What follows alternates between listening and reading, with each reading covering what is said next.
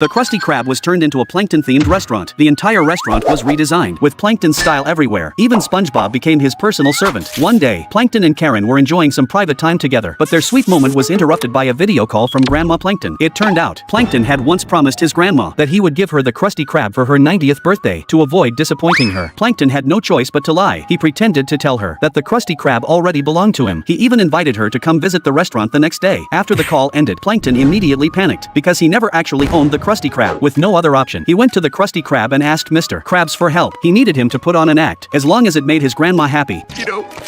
I have a grandma too. Seeing Plankton being serious for once, Mr. Krabs finally agreed to stop the secret formula from being stolen. Mr. Krabs swallowed the Krabby Patty formula himself. Then, he renamed the Krusty Krab the Plankton Krusty Krab. SpongeBob and Squidward also helped redesign the entire restaurant. The new style looked exactly like the Chum Bucket.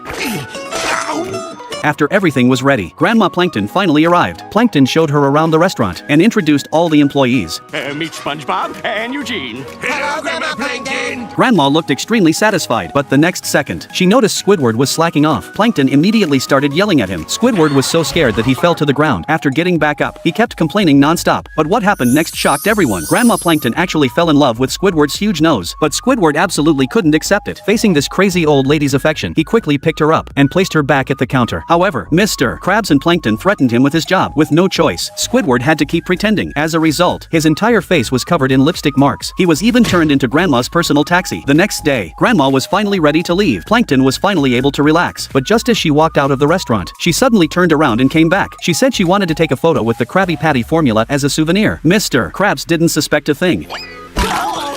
Say cheese. But the next second, Grandma's handbag transformed into a rocket. It carried the Krabby Patty formula and flew straight into the sky. It turned out, Grandma Plankton was never after a birthday gift. Her real goal was to use the Krabby Patty formula to take over the world. To get the formula, she didn't hesitate to abandon her own grandson. She pushed Plankton away and escaped with the formula by herself. The formula disappeared without a trace. Why? Why did I give her my formula?